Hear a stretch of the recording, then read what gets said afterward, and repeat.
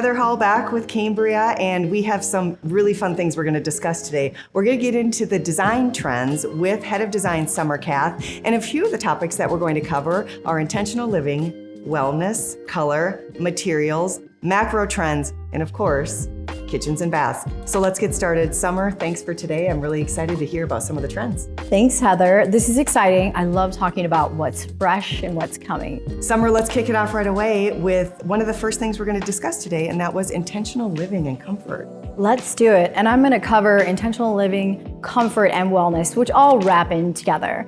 Now, intentional living and comfort truly is this movement, and it's all about focusing on things that matter in your home. That means that we want to surround ourselves with things that have meaning, whether they're heirlooms, there's something that we found in Paris, and combining that with something fresh and modern. But that truly creates happiness. And happiness is all about wellness. And that's not just movement, nutrition, but it's mental wellness. And your environment, the beauty, the colors, everything in your home contribute to your mental wellness. And I think we're caring more about that than ever before. We're off to a great start, and I'm going to take us into the next section, which is a place that a lot of us need some advice, and that's colorways. What are we seeing with colorways? Well, everything is warming up. 20 years ago, we were all browns, we were neutrals, we went stark white, opposite, and now we're coming back. Again, it's in that comfort zone, right? Those grays, those cool grays are warming up. And if we do want a little pop of color, tell me about some of the neutral colors we might lean into. Let's talk blues and greens. Nature. We want to bring nature inside, but also it's okay, and there are no rules as to pairing exact blues or exact greens. Let's talk about ombre. Let's talk about color blocking with several different blues in one room together. It creates layers, and it's absolutely beautiful. So we don't need to be as worried as we were in the past about the shade of green or the shade of blue being perfectly matched. That's right. And also pair really well. Let's talk another neutral, and let's warm it up even more. Chocolate and charcoal. I love this. This trend, I am loving the look because you've got the warmth of the dark chocolate and then this cool dark charcoal, but together they're a perfect little pair. So if we're married to our neutrals, we still have hope.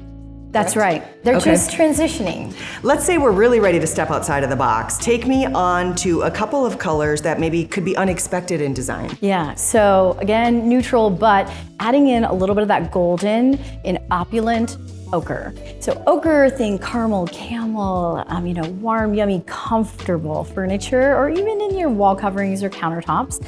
And then I love this cherry lacquer trend that we're seeing everywhere. And it really starts with the Oxblood. Seen it in fashion, it's beautiful lipstick, but let's bring it in the home. I think we are warming up to bringing red either in dark, or let's tone it down to a matte terracotta, but just gives that pop in that warm neutral room. Give me an example of where I might be able to mix that pop of color that's unexpected. Oh my gosh, anywhere. But for sure in a family room, living room, that's an area where you're congregating with family, right? So you want to create a comfortable space, but also you want to have beautiful things to look at.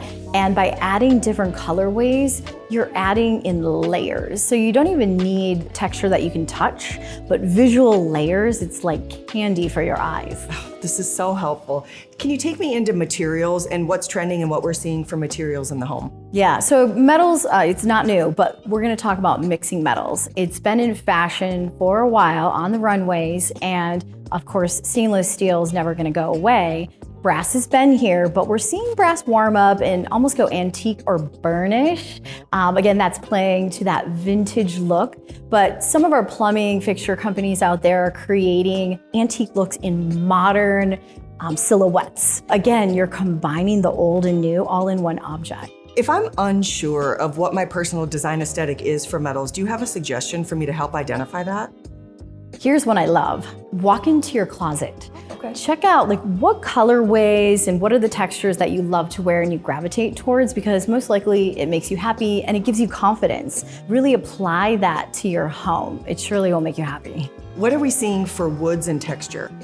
So I love this because there is this term called Cerused in wood, and it's about celebrating the grain. And since oak has really been coming back on the scene, we're seeing not only darker, even to a black or a warm black paint on that oak, and you're really celebrating those textures, but even colorways like a blue, but you have that oak texture. Oh my gosh, that sounds decadent. Beautiful. That sounds so pretty. What about textiles? What's happening there? Lush. Bouclé is going nowhere, I have to tell you. I've seen it and it's not going anywhere, but it's transitioning out of that cool white we've seen so much of and going into the lush colorways, the velvets, soft, and going back to comfortable, not so stuffy. I love that, and the bouclés that are a little easier to live with, like that we're moving away from the white. For sure. Let's go a little bit deeper and talk now about some of the macro trends that we're going to see. Yeah, I love macro trends because they're transitioning but becoming something bigger that we've been feeling, percolating in the last couple of years. They don't just pop up from nowhere. And this hotel is a home.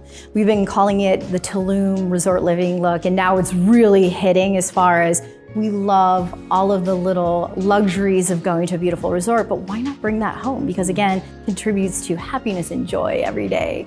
Whether that be the towel warmer or your bar in the primary ensuite, these are things that we want to live with every day.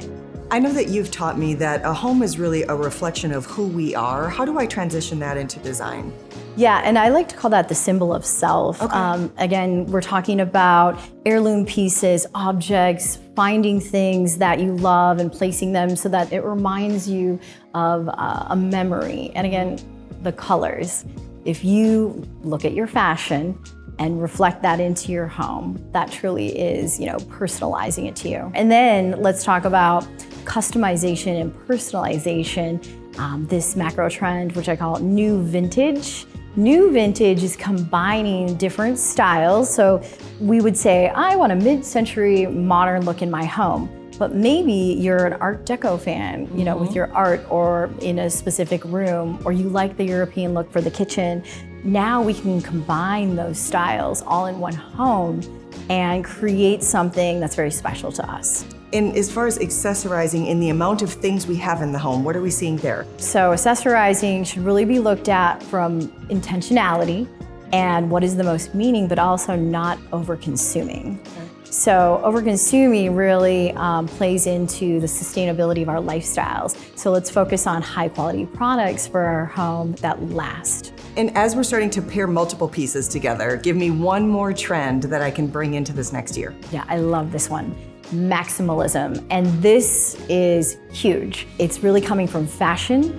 You may have heard the mobster's wife, which is a huge trend, right? So we are now celebrating the faux fur and the patterns and wearing it in fashion, and we're bringing it into our home. Whether it be patterned wall coverings, richer colors, those velvets, and all the richer, Cambria pieces that we've been launching really play well into the maximalism. We're gonna head into our sweet spot, kitchen and bath. What's trending? What are we gonna see? For sure, warming up. So that kitchen, if you have that cool white start kitchen, you can warm it up by bringing in a warmer countertop, warmer paint on your walls, the brass pulls in the fixtures, all of that's gonna warm up your kitchen. And then obviously cabinetry, the naturals, whether it be the oaks or the maples or the walnut's gonna warm it up. Also, the island. Island is an area where you can really celebrate not just the warming of neutrals, but also this personalization or unique and ornateness. So we're seeing very delicate detail on the islands. If we're looking at the island, how are we gonna make that kind of follow that maximalist trend we were talking about a minute ago? You're gonna make it bigger? Yes, good, I love that. You make it bigger, it's definitely not getting smaller, but also a way to create those layers is to have a different paint color on your cabinets or a different countertop that's really a piece of art that has a maximizing feel to the kitchen. Everything has gotten a little bit bigger. How are we gonna store it all? Oh my gosh, storage is something that is gonna contribute also to our insanity and understanding where everything is in the cabinets.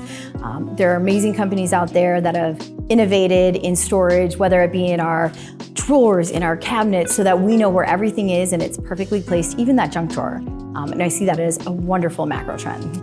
We're morning people or evening people?